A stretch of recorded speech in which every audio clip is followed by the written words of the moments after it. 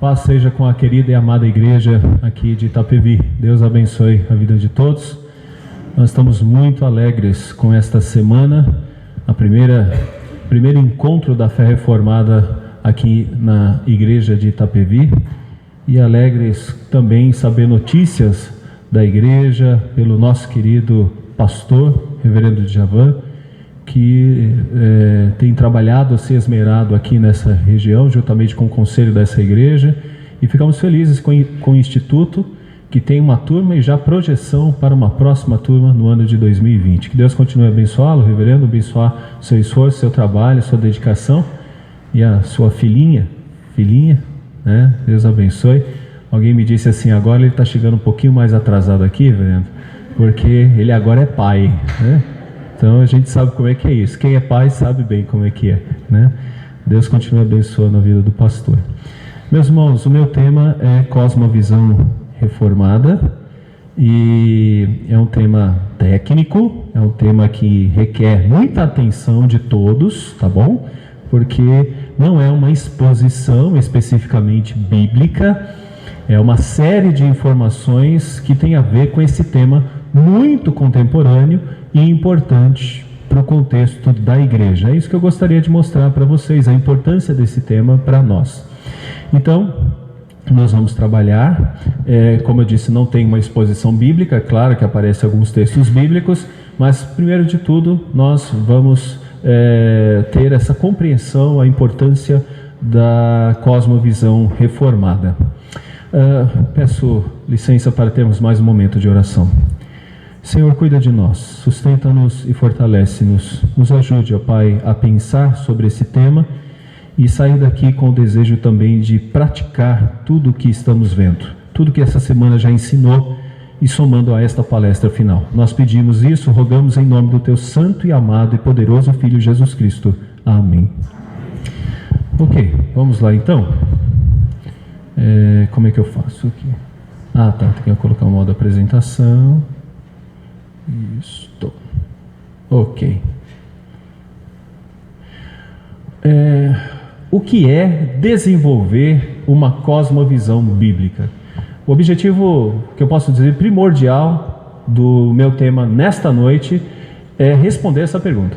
O que é desenvolver uma cosmovisão bíblica? O que é desenvolver uma cosmovisão bíblica? Aparece o termo cosmovisão, então a gente precisa entendê-lo. Mas aqui, nessa pergunta, a gente já encontra uma praticidade. À medida que a gente entende o que é cosmovisão, sabemos que precisamos, então, usar o que aprendemos. Então, como desenvolver uma cosmovisão bíblica? A foto que você já tem aí já diz muita coisa, já diz muito, e já fala bastante sobre o que é uma cosmovisão. Se os irmãos perceberem, é através da lente que você consegue identificar melhor a paisagem que está à frente. Então, o que é uma cosmovisão? É a maneira como nós enxergamos o que está ao nosso redor, ou a maneira como nós entendemos a realidade, como nós observamos as coisas que estão acontecendo, como nós entendemos os fatos corriqueiros no esporte, olha só, no esporte, na política, na economia, na educação, em tantas áreas que fazem parte da vida, como família. Então, cosmovisão é uma maneira de tentar entender, à luz de uma visão que nos ajuda a compreender melhor, como assumir ou entender o nosso posicionamento na sociedade e defender ou então criticar outros pontos de vista por meio de uma cosmovisão, ou seja, como nós enxergamos o mundo. Então, observe essa figura, ela sempre aparece quando nós falamos sobre cosmovisão. A figura de um óculos e a figura de uma paisagem que é melhor compreendida. Mas se alguém disser, isso é novo, reverendo? Não, não é novo, é antigo. O próprio Calvino dizia que se você não enxergar o mundo através das lentes da palavra de Deus, você não vai conseguir entender o mundo que você está vivendo. Então, para entender o mundo que você está vivendo, você precisa dos óculos, e esses óculos são a palavra de Deus. Então, quando nós falamos de uma cosmovisão, nós precisamos entender e enxergar melhor as coisas que estão acontecendo nas nossas vidas. Dito isso, vamos fazer aqui um mapa mental. Na ciência, o homem é sapiens, mas para uma cosmovisão reformada, o homem é homo religiosus. Eu tenho que usar essas duas expressões em latim, porque na ciência, se você fala assim, quem é esse homem que está vivendo nessa geração? Eles vão dizer, é o Homo sapiens, que superou o homem Neandertal. Esse Homo sapiens, ele usa a mente. Ele tem como defesa principal a sua mente. Só que nós temos uma contraposição. Nós falamos que esse homem é homo religiosus. Só aqui nós temos duas cosmovisões. A cosmovisão do mundo e a cosmovisão da igreja. Na cosmovisão do mundo, nós temos essas posições. Por isso que eu falei, é bem técnico hoje o que nós vamos ver. Então, seja forte aí e venha com coragem comigo, tá bom? Então, vamos lá. Os marxistas afirmam que, no final das contas, o comportamento humano é moldado pelas circunstâncias econômicas. Sabe o que o Marx está dizendo? Que tudo que nós somos é a nossa motivação econômica. Nós agimos motivados economicamente. Tudo que nós fazemos, se entrar dinheiro, nós vamos fazer melhor. Se não entrar dinheiro, nós não vamos fazer tão motivados. Ele está dizendo que o homem pode ser compreendido pelo quanto ele é pago, pelo quanto ele vale. É uma visão de mundo no qual tudo gira em torno do dinheiro. E aí tem que ter o trabalho, que é uma espécie de moeda que a gente tem para trocar quanto à mercadoria. Essa é uma cosmovisão. E essa cosmovisão vem de uma visão sapiens, ou seja, o homem é um animal que usa a cabeça, segundo eles. Depois temos os freudianos, atribuem tudo a instintos sexuais reprimidos. Ou seja, a visão que o Freud tem de um homem ou de uma mulher é que a maioria dos seus problemas, dos seus complexos, das suas dificuldades se dá em questões sexuais, ou na repressão ou na liberação das questões sexuais. Freud não acreditava numa liberação sexual. Ele só entendia o seguinte: a melhor forma de compreender um ser humano é entender as questões sexuais desse ser humano. Ele vai pensar muito mais preso às questões sexuais do que as questões do dia a dia e até envolvendo economia. Outro tipo de psicólogos, os comportamentais, encaram os seres humanos pela ótica do mecanismo de estímulo e resposta. Aí é uma mistura meio Marx e uma mistura meio Freud, ou seja, todos nós só agimos bem quando nós estamos estimulados dentro de uma visão de prazer ou da fuga do desprazer. Deixa eu tentar explicar isso de maneira fácil para a igreja. Olha como vai ficar mais fácil. Churrasco, quem vai? Olha, tá vendo? Vamos lá. Bater uma laje para a igreja. Evangelismo, meio-dia, sol quente, né? Quem vai? Agora, churrasco, né? Aí, o que eu quero dizer com isso, eu não estou dizendo que é errado, eu só estou dizendo para vocês que muitas vezes os nossos desejos funcionam assim, né? Se tiver comida eu vou. O que um psicólogo nessa área diria é o seguinte: é porque o estímulo é a comida, e se tem comida, vai. Se não tiver comida, não vai. Então, nessa compreensão do ser humano, o ser humano fica reduzido a questões de estímulos e respostas. Estímulos e respostas. Agora, a cosmovisão bíblica. Todavia, a Bíblia ensina que o fator dominante nas escolhas que fazemos é a nossa crença suprema ou compromisso religioso. Olha a diferença. Tá bom? Essa seria uma cosmovisão bíblica. A Bíblia ensina que o fator dominante nas escolhas que fazemos é a nossa crença suprema ou compromisso religioso. Eu vou dar um exemplo para vocês bem práticos. Uma fornalha de fogo ardente, enorme. As pessoas que foram jogar, os meninos lá dentro, só elas que foram jogar, pela quentura, morreram. Eles tinham duas opções: ficar vivos ou ir para a fornalha de fogo ardente. Como que eles ficariam vivos? Como? Simplesmente era eles dizerem: vamos adorar a estátua. Se adorar a estátua, vocês ficam vivos. Se vocês não adorarem a minha estátua, vocês serão mortos. O que é isso? Por que eles optaram para ir para a fornalha?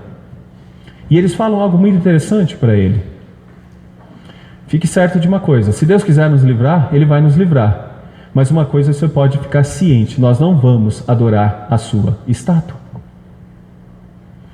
Pega Daniel com Misael, Azarias, Ananias, e veja esses meninos não comendo das finas iguarias do rei. Por quê? Eram comidas sacrificadas a ídolos, e eles optam por não fazer isso. Eu estou mostrando duas coisas aqui importantes: vida está em jogo e comida. Imagina o que é a comida do rei. Imagina que tipo de comida veria aqui. Pensa numa comida que você gosta bastante. Imagina. E eles abrem mão de tudo isso por causa da fé. Isso é cosmovisão na prática. É olhar para Deus, identificar Deus e saber o seguinte: por causa de Deus eu abro mão de coisas que estão no meu redor, inclusive da minha vida. Isso é cosmovisão na prática. Isso é cosmovisão. E é sobre isso que nós estamos falando aqui. Tá bom? Eu vou tirar esse negócio daqui, senão eu vou derrubar ele daqui. Ok. Dito isto, vamos agora para a cosmovisão. Tá bom? Weltanschauung. Eu falei que ia ser um negócio complicado. Tá bom? Weltanschauung. Foi daí que veio a expressão cosmovisão que nós estamos usando hoje no cristianismo atual e que está tão moderna nos dias atuais. Weltanschauung. O termo vem de Welten, mundo, e Schauen, olhar. Em outras palavras, é como nós olhamos para o mundo. Como que nós enxergamos o mundo? Como que nós vemos as coisas no mundo? Como que nós interpretamos tudo o que acontece no mundo? Isso é cosmovisão, é esse termo que nós estamos aqui. Tradução da palavra alemã, Weltanschauung. De onde veio isso? O termo veio de Kant, que é um filósofo, e equivale aproximadamente na compreensão de Kant à ciência. Olha que interessante isso. Então, para Kant, quando se falava de cosmovisão, estava se falando de ciência. É a maneira como nós fazemos ciência. Então, quando nós falamos cosmovisão reformada, é a maneira como o reformado faz ciência. Está anotando isso aí? Isso é cosmovisão. Toda essa palavra que a gente vê aí tão usada, isso é cosmovisão que nós estamos querendo dizer. Ele vem desse termo, que é um termo alemão, e que tem a ver com a maneira como nós fazemos ciência do mundo. O crente, como ele faz ciência do mundo. Como que nós vemos a ciência no mundo? Para nós, ciência tem que estar intimamente presa à Bíblia, à palavra de Deus. Tá bom?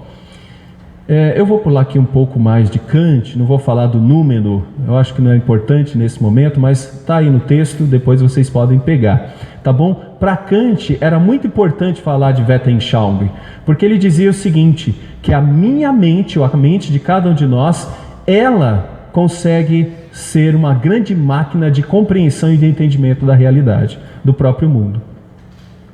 Então, Kant entendia que era possível encontrar um conhecimento mais puro, e esse conhecimento mais puro estava na própria mente humana.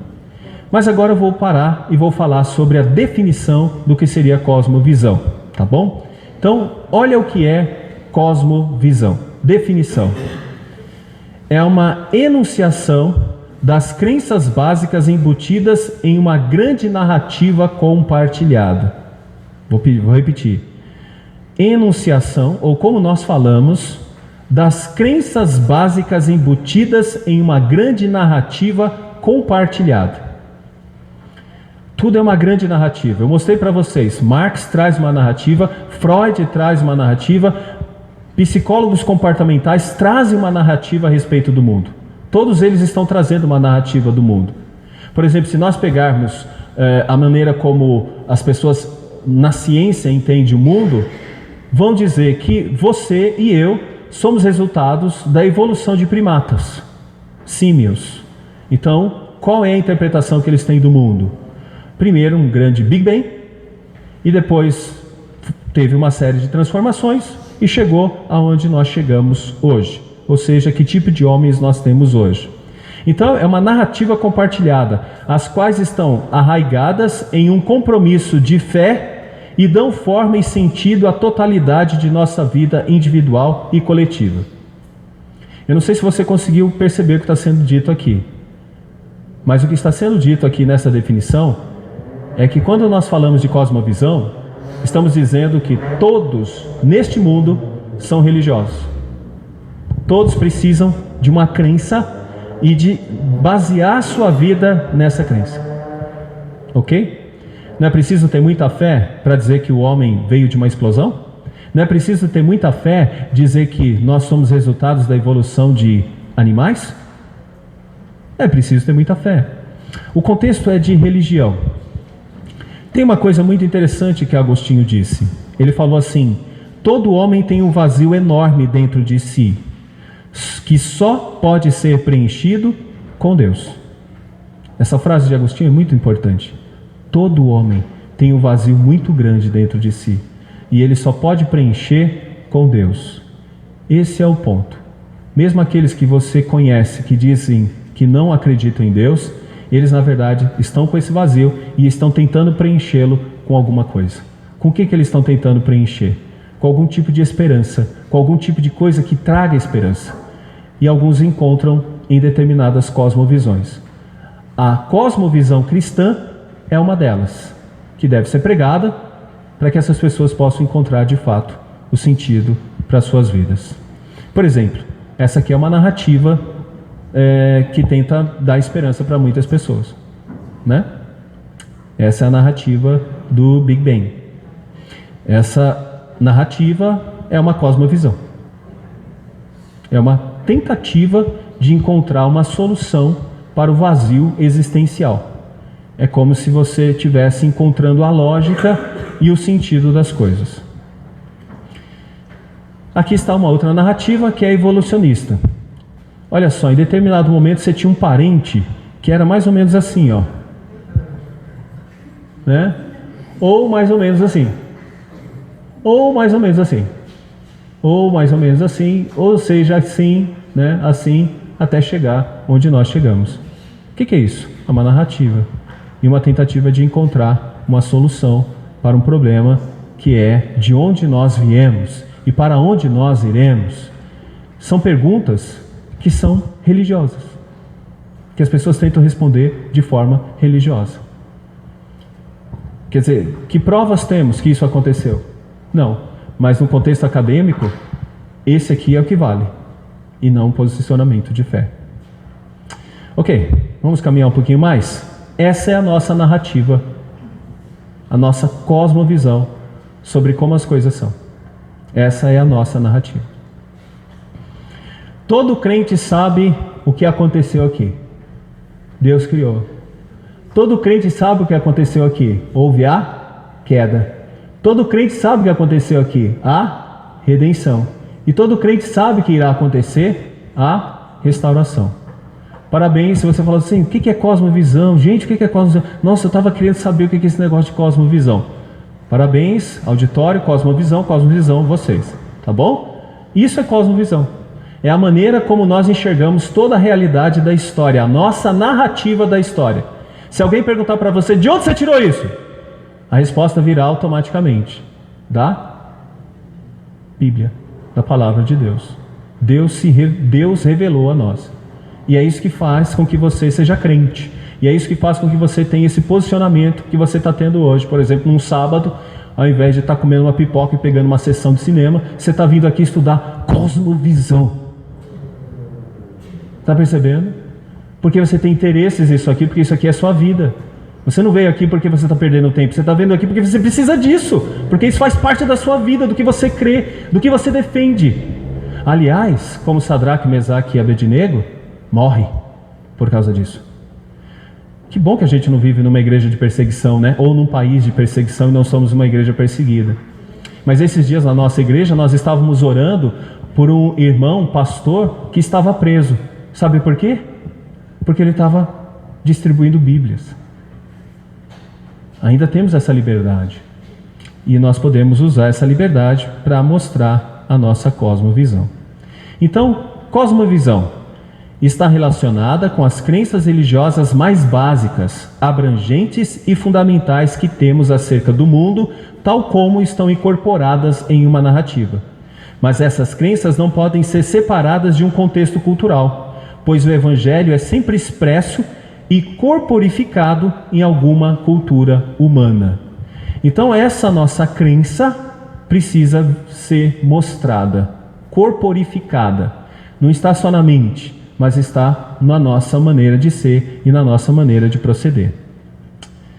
Sendo assim, uma outra fé. No estudo de cosmovisão, precisamos estar prontos a entender as crenças fundamentais da cultura ao redor, dentro da qual a cultura cristã vive. Em outras palavras, todos têm uma cosmovisão. E o crente está dentro de uma cosmovisão. Ele acredita na sua cosmovisão, mas ele está dentro de uma cosmovisão que é a cosmovisão do mundo. Por isso, o que a gente precisa dizer é que tudo é cosmovisão. E toda cosmovisão está presa a uma fé, inclusive dos não crentes também. E o que faz a igreja? A igreja tem sua cosmovisão, ela tem que entender a cosmovisão do outro, e ela tem que demonstrar o quanto a sua cosmovisão é melhor do que a cosmovisão do outro. A cosmovisão é entender o Evangelho na cultura. Cosmovisão é a forma como entendemos a vida humana por meio da narrativa bíblica: criação, queda, redenção, consumação. E cosmovisão cristã exige supremacia a todas as outras cosmovisões. Qual é o grande problema? O grande problema é um jovem, ou você mesmo, quando alguém te pergunta a respeito de alguma coisa, do tipo: me explica aí, como é esse negócio de trindade? E se um crente responde: trindade, trindade, e a resposta que vem é: sei lá, nós vamos ter um problemão sério.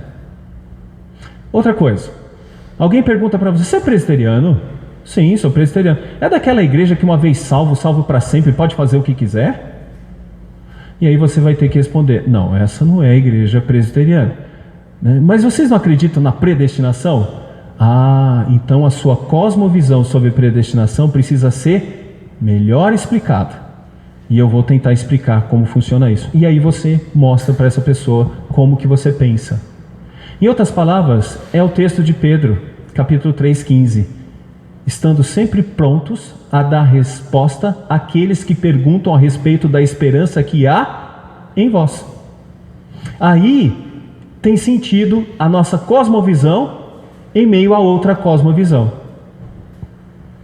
Por que temos alguns evangélicos que a maneira deles agirem parece uma ação do mundo?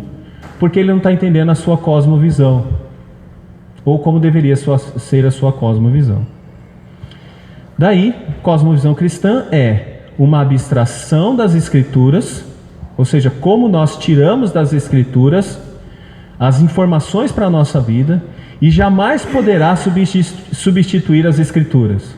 Ou seja, nunca outra coisa entrará no lugar das Escrituras. A gente tem que tomar cuidado, meus irmãos, com informações do tipo: nossa, isso é muito bom, isso é uma coisa boa, a igreja precisa entender isso.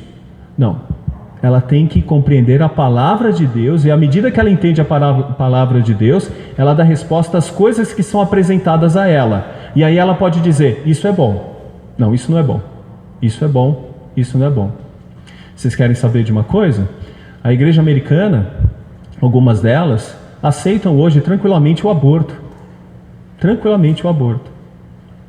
E o que é isso? É a maneira como você vê uma cosmovisão que vem de fora, e ela entra na igreja como se fosse uma coisa boa, por cabeças que são ditas de open minds, ou seja, mentes abertas.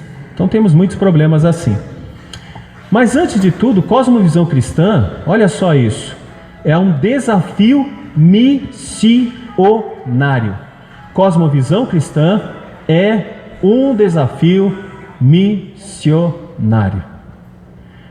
E onde que está esse desafio? Aí você pode dizer: nos campos onde não tem pessoas que não estão convertidas.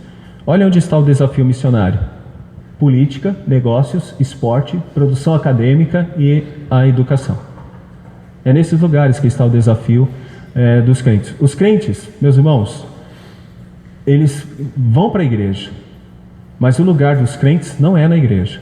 O lugar dos crentes é no mundo, e fazendo a diferença no mundo. Essa cosmovisão que você tem, ela não é para você, é uma cosmovisão que é para ser apresentada para o mundo. Então, cosmovisão cristã é uma abstração das Escrituras, não pode jamais substituir as Escrituras, e ela surge claramente nesse drama bíblico, e é um desafio missionário. Então, cosmovisão. Vamos mostrar o que seria a cosmovisão de maneira propriamente dita. Gênesis 2. Pega lá Gênesis 2 e capítulo 2, versos 15, vamos ver aqui, 15 em diante. O Senhor Deus tomou o homem e o colocou no jardim do Éden para o cultivar e o guardar. E o Senhor Deus ordenou ao homem: de toda árvore do jardim você pode comer livremente, mas da árvore do conhecimento do bem e do mal você não deve comer, porque no dia em que dela comer, você certamente morrerá. O Senhor Deus disse ainda: não é bom que o homem esteja só. Farei para ele uma auxiliadora que lhe seja semelhante a ele, ou lhe seja idônea na sua versão. O que nós temos aqui é a criação. E o que Deus fez na criação? Passou 3 mandatos, que vocês já devem conhecer muito bem aqui, né? Mandato espiritual: obedecer a Deus. A principal ordem quando Deus colocou o homem no jardim é: me obedeçam. Pode perceber, não é plantem e não é casem si. A principal ordem que Deus dá para o homem quando coloca no jardim é: me obedeçam. Então, dentro de uma visão de criação, nós percebemos que a grande bênção não é o jardim, a grande bênção é obedecer a Deus. Olha só, isso já muda muita coisa, porque algumas pessoas, a grande bênção da vida dele é o trabalho, a grande bênção da vida dele é o carro, a grande bênção da vida dele é a esposa. Se essa pessoa estiver vivendo assim, a cosmovisão dela está errada a respeito do primeiro ponto, que seria a criação. Porque você não pode ter uma pessoa do seu lado que ama mais você do que ama a Deus. É importante que você tenha do seu lado uma pessoa que ame mais a Deus do que você. Porque se você tiver uma pessoa que te ama mais do que ama a Deus, você está com uma pessoa muito, muito complicada do teu lado. Ela é um idólatra, ela tem um problema sério. Você precisa do teu lado uma pessoa que ame mais a Deus. Você precisa ter um funcionário que ame mais a Deus do que o trabalho dele. Você precisa do teu lado ter uma pessoa que ame mais a Deus do que você como esposa ou marido. Isso é cosmovisão. É a maneira correta de enxergar a realidade da vida. Como que a gente vê isso? A Bíblia está mostrando para a gente. Percebeu como que é simples cosmovisão? Isso é cosmovisão. Mandato cultural. Aí entra uma outra coisa. Vai ter com a formiga, ó preguiçoso. A preguiça é um resultado triste do pecado. E aí nós vamos observar que o homem, quando foi criado, ele foi criado para trabalhar. Colocou o homem no jardim para cultivar e para plantar. Cuidar do jardim. E você cuida do seu jardim. Seu jardim hoje é sua casa. Pode ter 2 cômodos, 1 cômodo só, 3 cômodos, 4 cômodos, mas é sua casa. E você deve cuidar muito bem dela. Ela deve estar bonita. Você deve tratar ela muito bem. Aquele negócio, eu faço depois, eu faço depois, eu faço depois, significa que você não está cuidando bem do jardim que Deus te deu. Os seus dentes são o seu jardim. A sua roupa é o seu jardim. Você não precisa ter roupa de marcas e não precisa ter muitas roupas, mas a sua roupa precisa estar bem cuidada. Tal como as suas vasilhas precisam estar bem cuidadas. O seu tênis precisa estar bem cuidado. Esse é o seu jardim. É isso que você deve fazer. Você deve cuidar muito bem dele. Deus criou tudo assim, de uma maneira perfeita. Só que nós somos preguiçosos. Todos nós agora, depois do pecado, temos sono. Todos nós, depois do pecado, ficamos cansados. Porque tem cardos, abrolhos e tudo mais. Eu já estou entrando no outro ponto da cosmovisão, que é a queda. E é por isso que é tudo mais difícil. Por isso que a gente quer matar quem inventou o trabalho. Não é isso? Quem já não viu essa expressão? quero pegar. É isso mesmo, eu quero pegar quem inventou o trabalho. As pessoas estão dizendo besteira, porque quem inventou o trabalho foi Deus. Isso é cosmovisão. Então você deveria dizer, eu amo a segunda-feira. Quem diz eu amo segunda-feira? As pessoas amam a sexta-feira. A segunda não. Visão correta da vida, cosmovisão, é essa. Outro, mandato social. Não é bom que o homem esteja só. Então, quando você ama a Deus, você entende que a pessoa que está do teu lado deve ser amada. E aí você vai cuidar bem da pessoa que você ama. No grupo de evangélicos hoje, o número de divórcios está tanto quanto aqueles que não são evangélicos. Está quase passando um pouquinho. Sabe por quê? Talvez muitos evangélicos sejam evangélicos, mas não tem uma cosmovisão da vida. E quando não se tem uma cosmovisão da vida, tudo dança. O casamento também dança. E não é a valsa lá do início do casamento. É uma dança triste do divórcio. Então, isso é cosmovisão, criação. Qual é o outro ponto? Queda.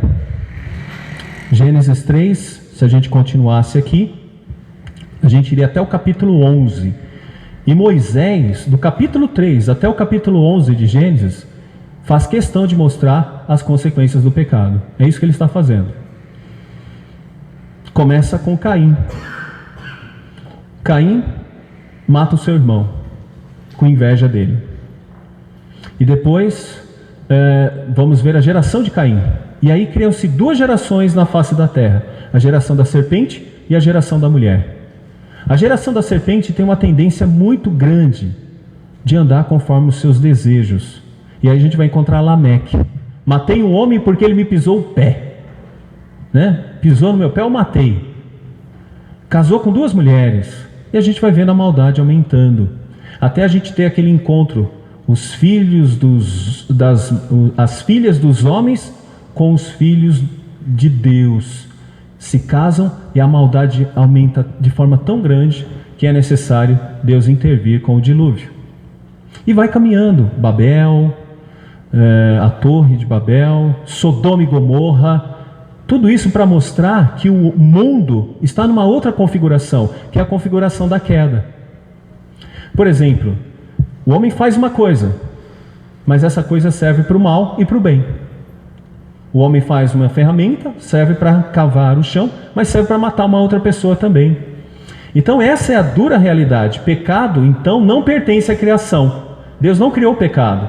Mas porque o homem pecou, nós temos uma dura realidade no mundo. A realidade de que nós lutamos contra o pecado. O crente pelo menos sabe disso. Quem não é crente não sabe. Mas quem é crente sabe que está lutando cada dia, cada momento com o pecado. Ele levanta e tem que fazer a primeira oração: Senhor, me livra do mal. Me livra de pecar. Me livra de cair. Não me deixes cair em tentação. Então, o pecado não pertence à criação. O pecado, na verdade, manchou a criação. A terra produz cardos e abrolhos. E por isso que é difícil, é cansativo, é muito desgastante tudo que a gente faz. Trabalho, estudo. Só para ter uma ideia, quando você casou, você sabia que você estava entrando num grande trabalho? Quem casou pensando assim, nossa, eu estou arrumando um trabalhão agora? Você casou pensando assim? Isso, né? Porque se você não tiver essa consciência, você não vai ter noção do que você está fazendo. Porque algumas pessoas pensam que casamento é love story. É aqueles filmes românticos, que nem aqueles filmes de princesa e príncipe, e eles viveram felizes para sempre. Que isso? Dá um trabalho danado casar. Não é verdade? É um trabalhão. Você olha para uma pessoa assim, você olha para a cara dele e dela, parece que está chupando limão. Tem alguma coisa errada nesses troços. Tem alguma coisa esquisita nesse nosso casamento aqui. No início era, querido, você chegou. Ai, que bom, querido. Depois de 2 anos, chegou? Ah, tá. Porque é um trabalho danado manter o amor, é um trabalho danado manter a comunhão, é um trabalho danado manter a paciência, é um trabalho danado comer 1 quilo de sal com o outro. É difícil. Então é um trabalho. Por quê? Porque o pecado agora produz cardos e abrolhos no casamento também. Criar filhos não é uma beleza? Aquela coisinha linda chega e só... Desculpa, velho. Depois que cresce, Você fala, ai meu Deus do céu, lá vem, de novo. O que aprontou dessa vez? Dá trabalho. O crente está ciente disso, meus irmãos. O crente sabe, por exemplo, numa igreja, são irmãos, mas são capetinhas também. Dá trabalho, porque todos nós temos uma tendência ao mal. Todos nós temos tendência à inveja, todos nós temos tendência a aumentar o ego, Conselho é terrível para ego.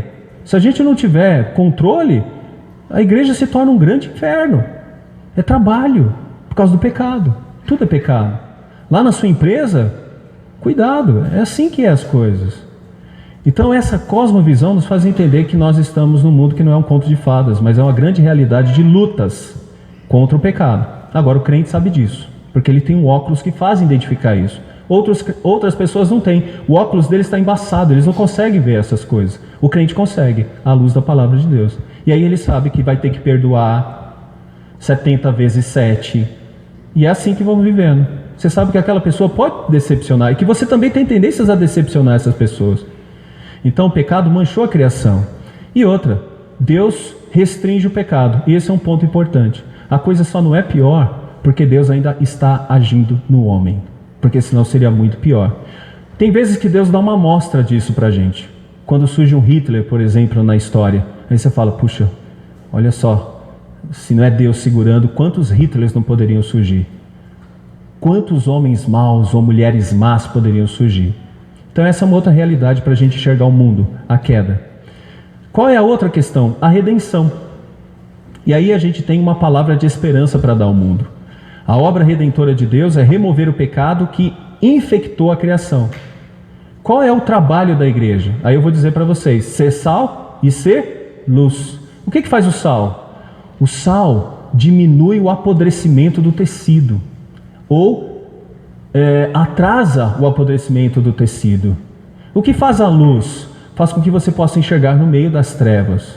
A igreja é isso, meus irmãos. Perceba lá em Apocalipse, a igreja que está em Éfeso, a igreja que está em Sardes, como elas são entendidas? Como candeeiros, ou seja, lâmpadas que estão brilhando naquele lugar. É isso que a igreja de Itapevi está fazendo aqui. Quando as pessoas veem os crentes entrando ali por aquela porta, eles devem entender que não está entrando meramente crentes, mas estão entrando luzes que fazem do mundo um mundo diferente, que faz o mundo um mundo melhor. O relacionamento com o crente deveria ser diferente do que um relacionamento com pessoas do mundo. Por quê? Porque nós temos a missão de redenção, tal como Cristo nos dá a missão de redenção. Lidar com o crente é diferente de lidar com a pessoa do mundo, ao menos deveria ser. Desde que esse crente seja firme na sua cosmovisão. Porque se esse crente não tiver a cosmovisão, ele vai fazer igual no mundo. Como que é? Toma lá da cá. Bateu, levou. Ele vai agir como no mundo. Se ele tem uma compreensão de redenção, ele vai dizer, eu estou entrando nesse serviço, tenho 15 colegas. Esses 15 colegas são meu campo missionário. E eu tenho que ser firme nas minhas convicções de fé, porque eu tenho um processo em mim que é causado por Deus de redimir essa cultura que está aqui no meu redor. Isso é cosmovisão. Isso tudo é cosmovisão. Deus derrota o pecado, a morte e Satanás para restaurar sua criação. Se entende? Despojando-vos do velho homem, Efésios capítulo 4, e revestindo-se do novo homem, que muda conforme a sua mente. É o que a gente vê. Qual é o problema da igreja evangélica dos nossos dias? É que tem crescido, mas a gente não tem visto a mente renovada, ou a velha roupa sendo jogada para se vestir uma nova roupa. Numa visão clara de cosmovisão, a gente vai entender que esse crente, ele muda, ele está mudado. A ressurreição de Cristo é uma prova do que nos aguarda, porque tal como Cristo nós seremos também. Uma realidade entre a criação original e a criação restaurada. Por isso que Paulo vai dizer, aquele que roubava, antes, trabalhe, para que tenha com que acudir ao necessitado. Você viu a mudança? Isso é restauração, isso é cosmovisão. Aquele que roubava, não roube mais. O que ele faz agora? Trabalhe para acudir ao necessitado. Olha a cosmovisão. A gente não trabalha para ganhar dinheiro e ficar rico. A gente trabalha para ajudar o outro. A gente trabalha para ajudar o outro. Então era bom que você tivesse 3 filhos. Aí você vai, vou ter que trabalhar mais. Isso mesmo, porque você vai ter que criar 3 filhos. Eu tenho que, entendeu, Diabo, o que eu estou dizendo? Então você vai ter que trabalhar para trabalhar e ajudar mais pessoas, né? As pessoas que estão ao redor de você. E a consumação, uma cosmovisão cristã precisa levar em conta o objetivo em cuja direção de uma existência espiritual no céu ou na direção de uma vida corpórea restaurada em uma nova terra. O objetivo da história redentora de Deus é uma criação restaurada. Então, pessoal, isso é cosmovisão: criação, queda, redenção e consumação. Essa é a nossa maneira de ver a história. É assim que a gente entende tudo.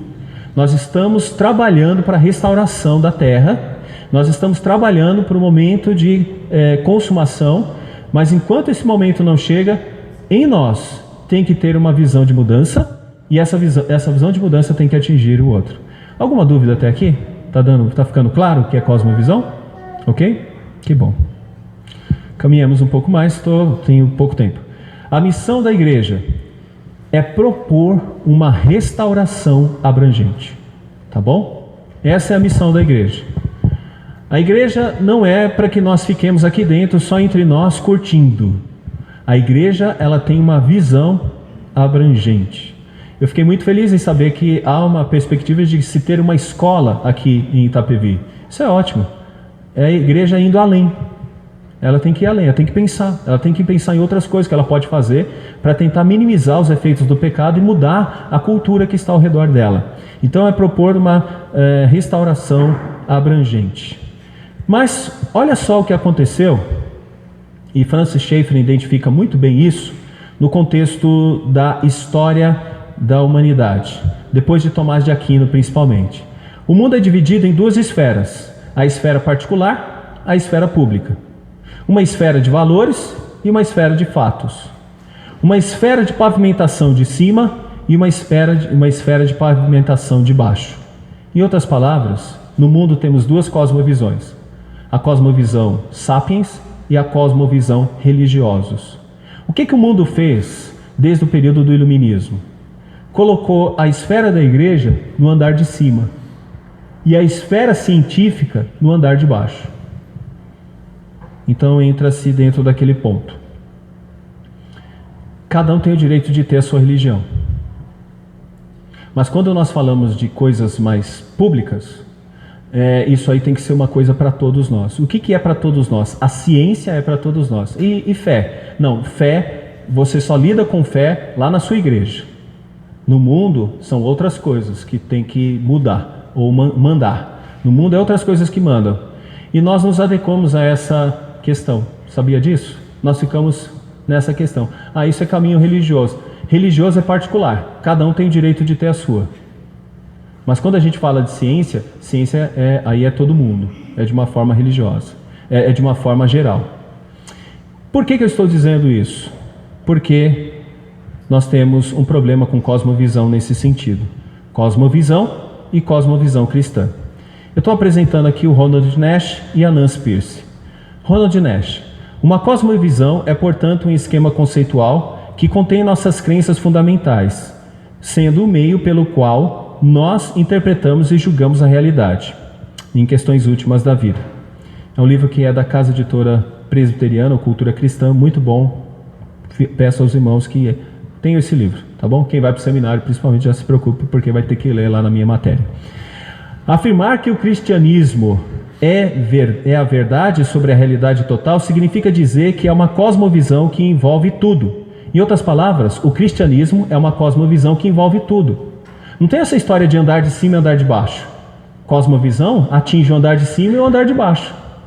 A Nancy Pearce fala de algo interessante, de uma mulher que foi entender isso depois de uma pregação.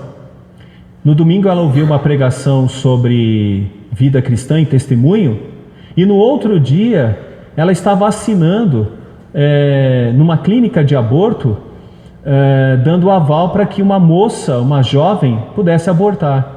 Ela falou: não bate o que eu estou dizendo que eu creio com o que eu estou praticando. Ela teve de pedir demissão do serviço dela. Ela pediu demissão, porque ela disse: não bate. Isso é cosmovisão na realidade. E é o que a Nancy Pearce está dizendo aqui, ó. Afirmar que o cristianismo é a verdade sobre a realidade total significa dizer que uma cosmovisão é uma cosmovisão que envolve tudo. Então, cosmovisão cristã, ela não fica particularizada ou compartimentalizada. Cosmovisão cristã entra em tudo. Se eu sou um professor crente. Se eu sou um motorista, eu sou um motorista crente. Vamos dizer que eu seja um motorista de aplicativo crente. Alguém me dá uma fechada. Como crente, como que eu ajo? Mas vamos pensar como não crente. E eu não vou falar aqui fazer o que possivelmente faz, não é? Mas e um crente? Levou uma fechada, ele calmo, sereno e tranquilo. Ele sente descanso e ele diz: vai com Deus, ó incircunciso de coração, miserável, maldito, não é? Porque é a cosmovisão na prática. Ou seja, se é um motorista de aplicativo ou um taxista, como crente, no trânsito, ele tem uma grande missão: mostrar o que é um crente que restaura a natureza na vida prática. Mas eu falei isso e eu poderia dizer isso em tantos contextos da vida de vocês. Como que vocês têm agido em alguns momentos? A cosmovisão faz com que a gente interprete o outro, saiba que ele é pecador, e faça com que nós nos interpretemos a nós mesmos e entendemos: eu tenho aqui uma grande missão. Aí entra aquele aspecto: a quem muito é dado, muito será requerido. A cada estudo bíblico, mesmo que você não tenha prestado atenção no estudo bíblico, dormiu lá, é sua responsabilidade. Você está aprendendo mais, então está aumentando a sua responsabilidade. Está aumentando cada vez mais. Quanto mais você aprende, mais você deve praticar. Essa é a grande beleza da educação. A educação te prepara para extrapolar e agir.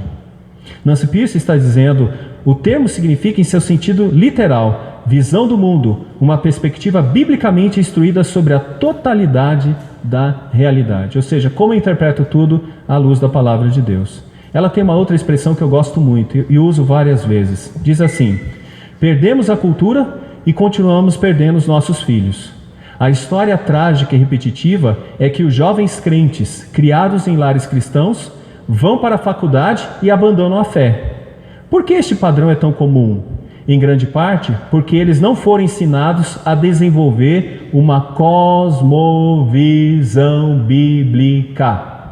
Quando eles são indagados, ou quando alguém apresenta alguma coisa difícil, a resposta muitas vezes é: sei lá,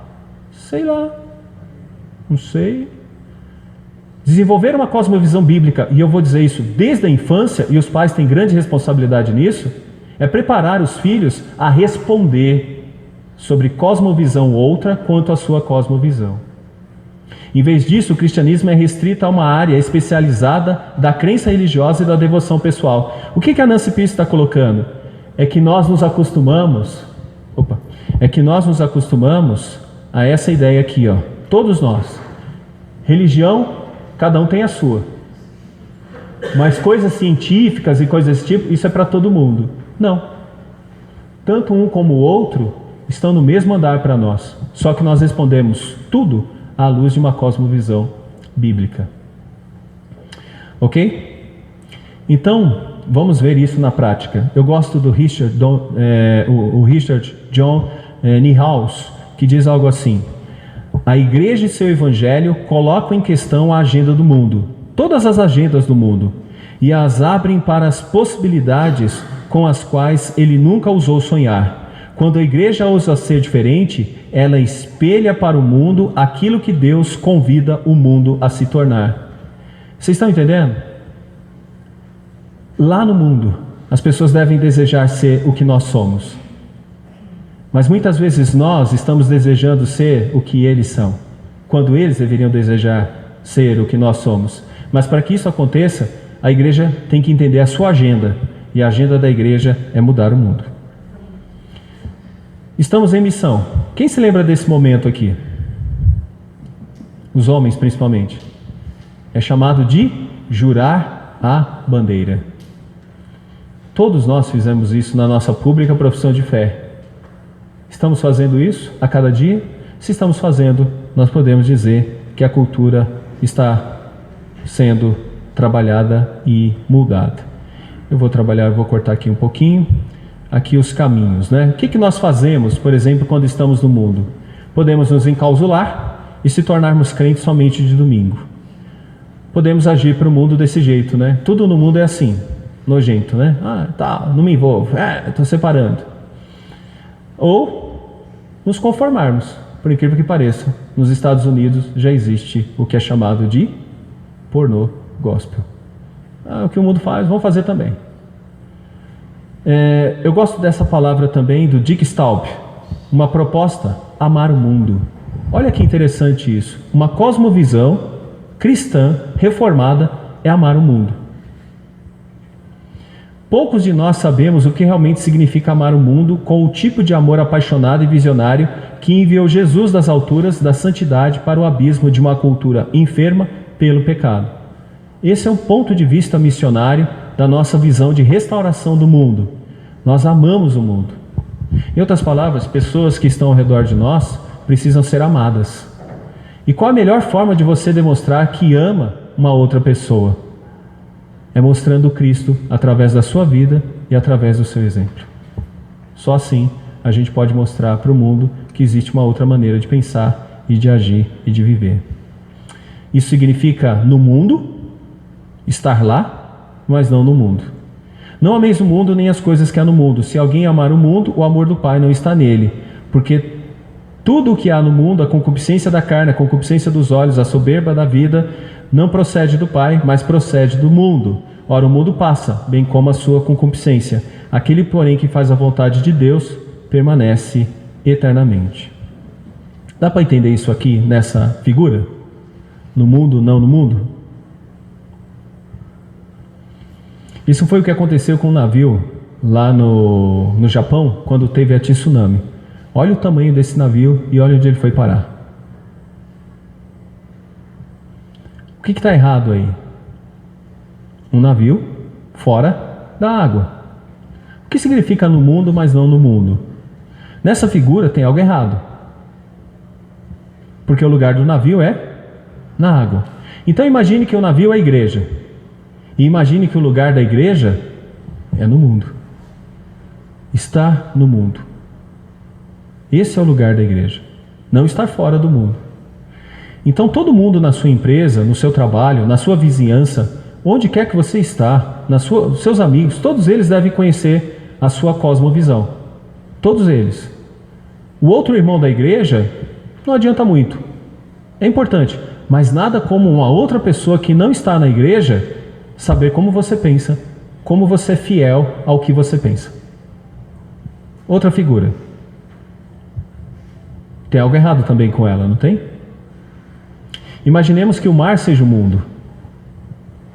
O problema é quando o mundo entra na igreja. O navio seja a igreja. Então esse aqui é o outro problema. O que é uma cosmovisão cristã reformada? Você está no mundo, não perde a sua essência e faz do mundo um lugar diferente, entendendo a remissão do próprio mundo. Evite ser culturalmente alheio. João 17:18 diz assim, vamos ler juntos? Assim como tu me enviastes ao mundo, também eu os enviei ao mundo. João 17:15, não peço que os tires do mundo, e sim que os guardes do mal. Observe isso. Essa é a nossa posição. Evite ser culturalmente alheio. Eu vou pegar uma fala aqui do Tullian Tishvidjian, que diz assim, Jesus não convidou o mundo para vir à igreja, ele orientou a igreja para ir ao mundo. Isso significa que todo cristão é um missionário. Fomos enviados por Jesus, o capitão da nossa salvação, ao território inimigo para continuar o trabalho que ele começou e um dia completará. Essa é a visão de remissão do mundo. Retirada culturalmente, portanto, é uma opção para os seguidores, não é uma opção para os seguidores de Jesus. Em Mateus 5:13-16, Jesus nos chama para sermos o sal da terra e a luz do mundo, servindo ao mesmo tempo como proteção e farol para o mundo. Evite ser então culturalmente alheio. E aí temos dois caminhos: a força centrípeta, sal e luz, e a força centrífuga, ide por todo o mundo. Então nós chamamos e imos. Nós chamamos e vamos ao ao mundo. Evite ser culturalmente alheio. Tem crentes que são tipo pia e tem crentes que são tipo torneira. Dá para entender essa figura? Um crente tipo pia, ele só acumula para ele. Entendeu? Eu fiz teologia, entendo teologia, eu estudo e eu gosto da aula na igreja. Ótimo, é um crente pia. É tudo represado ali. Mas o que é um crente torneira? Escoa, vai, passa e atinge mais pessoas. No mundo e não no mundo, somos chamados para ser pescadores de homens e devemos ser testemunhas de Cristo, tanto em Jerusalém como toda a Judéia, Samaria, até os confins da terra. Então, isso aqui para a gente entender a missão da igreja. Mas agora eu vou colocar isso de forma prática e já estou terminando, viu, reverendo? Já vou terminar. Forma prática, forma bem prática. João e o Logos. Isso aqui é cosmovisão na prática. O Logos, por exemplo, para os estoicos, que era uma classe de filósofos, inclusive do tempo de Paulo. Você lembra de Paulo em Atos capítulo 17? Que ele encontra dois tipos de filósofos, os epicureus e os estoicos? Lá naquele texto ele encontra esses filósofos e ele debate com esses filósofos. Como pensavam os estoicos? Logos, a razão, é o elemento primordial do cosmos, pois os homens são dotados de razão. Como diz Mondin, a referir a esta parte do pensamento estoico. Ora, o homem é a manifestação do cosmos, e como todo não pode ser menos perfeito do que as suas partes, não se pode aceitar que o cosmos seja destituído de razão. Isso aqui é a cultura. Isso aqui é a outra cosmovisão, que é a cosmovisão sapiens. Como que João responde a isso? Olha como João responde. No princípio era o verbo, logos. E o verbo, logos, estava com Deus. E o verbo, logos, era Deus. Ele estava no princípio com Deus. Todas as coisas foram feitas por intermédio dele, e sem ele nada do que foi feito se fez. A vida estava nele, e a vida era a luz dos homens. O que João está fazendo? Se os estoicos achavam que toda a razão era esta força misteriosa que dirigia os homens e o mundo, João pega e fala assim, ok, essa força misteriosa para vocês, para nós é conhecida, o nome dela é Jesus. Só reinterpretou e fez o seguinte, colocou o ponto de contato, mostrando que Jesus é esse Logos. É alguém que está olhando para a cultura, mas não está abrindo mão da sua cosmovisão. Deu para entender isso? Deu para entender? Então por que ele está usando Logos? Porque na época dele, todo mundo entendia que o Logos era a força racional que dirigia o universo e as pessoas. E ele está dizendo, sabe quem dirige as pessoas e o universo? Jesus. Ele tem tudo sobre o seu poder. Mais um pouquinho disso? Estoicos, o Logos é material, só que uma matéria bem diferente das outras, capaz de penetrar em qualquer coisa. O Logos irradia sua força sobre a matéria, dando origem aos seres. Esses são os pensadores na época de João. O Logos leva à perfeição do cosmos através do desenvolvimento depois de perfeito, à destruição e o recomeço. O homem, como todos os seres, são constituídos de um fragmento do Logos, alma, e de uma parte da matéria, corpo. Olha como João responde isso. E o verbo, que é Logos, verbo aqui é a mesma coisa que Logos. E o verbo se fez carne e habitou entre nós, cheio de graça e de verdade, e vimos a sua glória como a glória do unigênito do Pai. O que ele está dizendo é o seguinte, o Logos não é uma energia, o Logos é uma pessoa, é Jesus. Logos é uma pessoa. E aí todos que falavam sobre Logos e que tinham interesse sobre Logos, teriam que começar a pensar em Jesus, porque Jesus era o Logos. Você está entendendo o que é isso? Isso é cosmovisão do mundo e cosmovisão cristã. Mas uma não está distante da outra, uma está alcançando a outra. Percebe como que é diferente? Isso é renovar a cultura, isso é transformar a cultura. Gente, é isso que você está fazendo como cristão lá no mundo, é isso que você está tentando fazer. Fazer com que as pessoas saiam de uma religião falsa e entre na fé verdadeira, que seria a fé em Deus. É isso. A igreja precisa entender que ela está fazendo isso. Mas para entender que ela está fazendo isso, ela tem que olhar para a cultura e perceber o que a cultura está fazendo. João entendeu bem. Ele estava entendendo que Logos era uma energia. E ele vem e diz, não, Se vocês querem encontrar a razão de todas as coisas, o Logos é Jesus. Outro exemplo, esse é o de Paulo. Havia uma questão entre os romanos sobre a ideia de casa. O homem deveria ser um imperador. E a visão de imperador é aquela visão bem conhecida de todos nós, né? Corta a cabeça dele, né? Já viu aquela questão de imperador? Corta a cabeça dele, né? Lá no País das Maravilhas, não tem a rainha? Corta a cabeça dele. No oikos grego é assim: marido, pai, ele era um abusivo e com a ideia hierárquica de autoridade à luz do Império Romano. Era muito comum encontrar um imperador que fosse uma espécie de grande líder que tinha que demonstrar força pelo poder. Sabe aquela questão? Ganha quem grita mais alto? Esse é o tipo de pai que deveria ser o pai da casa do romano ou do grego. O que Paulo faz? Paulo apresenta para o grego, para o romano, um outro tipo de pai. Que pai é esse? Maridos, amai vossa mulher, como também Cristo amou a igreja e a si mesmo se entregou por ela. Viu a diferença? Ele tem autoridade? Tem. Ele é o cabeça? Sim, é. Mas como ele age? Vai ter que obedecer, tá? Sou marido, cabeça. Para alguns o cabeção. Tá bom? Vai ter que obedecer. A Bíblia diz que você tem que ser submissa. Ok? Tá entendendo? Não. Ele nem precisa falar isso, ele não precisa falar nada. Porque há uma harmonia na casa, porque tudo que ele faz em amor. E quando se faz em amor, você percebe. Essa pessoa está preocupada com o outro. A ponto de no texto dizer, a si mesmo se entregou por ela. Vocês estão percebendo a diferença? Essa é a diferença. Esse marido pai, ele é respeitado. Mas ele não é respeitado porque ele impõe o seu poder. Ele é respeitado porque ele ama a sua família. Você entende o grande desafio que é ser marido com um texto como esse? Dá para entender? Porque muitas vezes a nossa consciência de marido é a seguinte, e eu já vi até algumas pessoas dizendo, não, pastor falou que você tem que ser submissa.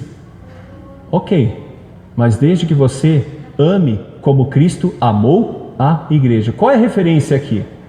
Não é o imperador romano, a referência é Cristo. Isso é renovar a cultura, isso é transformar a cultura, isso é causar um impacto na cultura. O filho será diferente, o servo será diferente, tá bom? Vou pegar isso num exemplo. Certa vez um homem se aproximou de Martinho Lutero, anunciando com entusiasmo que recentemente havia se tornado cristão. Desejando desesperadamente servir ao Senhor, ele perguntou a Lutero, o que eu devo fazer agora? Como se dissesse, deve tornar-me um pastor ou talvez um evangelista itinerante? Lutero lhe perguntou, qual é o seu trabalho agora? Sou sapateiro. Para grande surpresa do sapateiro, Lutero respondeu, então faça bons sapatos e venda-os por um preço justo. Isso é culturalmente diferente. Quer dizer, você quer fazer a diferença? Como se faz a diferença? É lá no mundo. Então tome cuidado quando a vida de algumas pessoas é em torno da igreja. A igreja é importante, mas ela é importante como uma revitalização de conhecimento. Mas esse conhecimento tem que ter para ser praticado. E onde ele é praticado? No mundo. É o que Lutero está dizendo para o sapateiro. Assim deve ser. Nos negócios, empresas que sirvam ao próximo e não explore o próximo. Na política, serviço a Deus e que abençoe o próximo. Esporte, se tornando uma ciência que possa melhorar a nossa saúde para servir a Deus. Arte, obras que sirvam a Deus. Educação, preparar estudantes para o testemunho e criar caminhos de formação que dão testemunho. Cosmovisão, na prática. Está bem pequenininho, mas vou tentar terminar com isso. Na função de pais, pastores, professores e líderes cristãos de grupos de mocidade, vemos constantemente os jovens humilhados pela contracorrente de tendências culturais poderosas. 2. Se tudo que lhe dermos for uma religião do coração, não serão bastante fortes para se oporem à isca de ideias atraentes e perigosas. Desculpa, gente, nada contra a louvorzão que as pessoas levantam as mãos e colocam, nada contra isso. Mas não adianta tão somente coração. Coração é muito importante. É importante a gente se emocionar diante da presença de Deus. Mas se você intelectualmente não age nesse mundo procurando melhorá-lo, fazer dele um mundo diferente com a sua vida, não adianta você ficar levantando a mão em louvor, não. A religião que nós temos não é só uma religião de coração, é uma religião de cabeça. E lá no mundo você vai precisar responder por que você faz do jeito que você faz. Por que você é marido do jeito que você é marido? Por que você é filho do jeito que você é filho? Ou temos um problema. Talvez a gente esteja sendo marido na cosmovisão do mundo e não na cosmovisão de Deus. E é por isso que não está mudando nada. A gente é estudante na cosmovisão do mundo e não na cosmovisão de Deus. Por isso que não está tendo mudança nenhuma na academia. No nosso trabalho, crente e não crente é a mesma coisa, porque crente faz pior que não crente. Então nós temos aí um problema. A nossa mente não está em conexão com a verdade bíblica, fazendo com que isso se torne materialização na vida das pessoas que estão ao redor de nós. Jovens crentes também precisam de uma religião de cérebro, educação em cosmovisão e apologética, para equipá-los na análise crítica de cosmovisões concorrentes que eles encontrarão no mundo.